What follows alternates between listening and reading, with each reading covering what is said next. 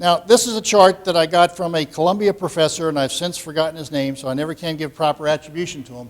But as an actuary, I like formulas.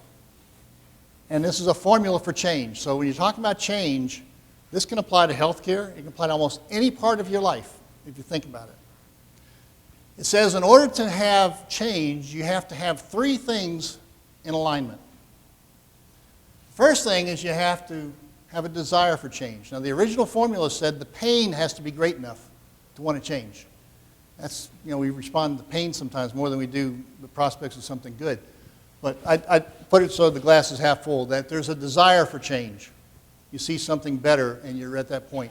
Now, actually, to reach that level, there's actually, and I think the next slide maybe even has it, there's a step ladder to get to that threshold of wanting to make a change. It's like looking at information, pros and cons, winners and losers, all sorts of aspects. And at some point, you get to a level where you say, I got to change. The evidence is there, I got to change.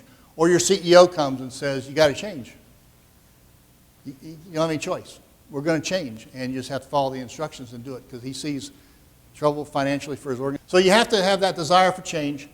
You have to have a vision. Hopefully that's the real focus of what I'm trying to present in this whole book and the discussion today is create a vision and a roadmap for that desire for change. And then you have to be able to implement. And the stuff below it says, okay, listen, if I don't really want to change, I might have a vision and I got all these vendors that come to me with processes to implement, but you're not ready to go. I can't tell you when I started this idea of healthcare consumerism in from 2000 to 2005 or 6, I talked to a lot of folks, and they wanted to understand what it was all about. But they had no real desire for change, so it was a great academic discussion, but it got put on the back burner. Nothing happened. It took me a while to actually understand that if I didn't solve this at the front end, I was just wasting my time. We have great discussions, and I have fun. You can tell I get a little passionate about this stuff. But I was wasting my time, and I wasn't making any sales. So the first thing I started doing was when I go into a prospect, I say, why do you want to change?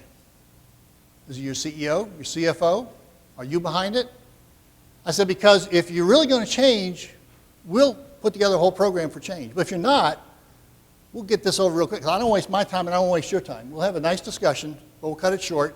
And you'll know at least when you're ready for change that we're one of the experts that can help you out. It's really critical that your organization really has the support of top management here more than anything else. If you got that desire for change, but you have no roadmap, you will have people coming to you all day long with wellness programs, disease management programs, health literacy programs, all sorts of new technologies, and you'll be doing all this stuff and none of it connects. And you'll waste a lot of time and money. That's why, and that's usually a step that's skipped over a lot by folks. They just start doing things. It's activity as opposed to real progress. So you have a lot of false and expensive starts. If you have a desire for change and you got a vision, but you don't know how to implement, then you're frustrated. You want to do something, but I can tell you these days, that's not a problem. You got a gazillion people that'll help you implement whatever you're trying to do. That used to be a problem in the old days, but not so much anymore. If you're ready to go, there are a lot of folks who will help you get there. That's the chart about the thresholds that I went through to get to that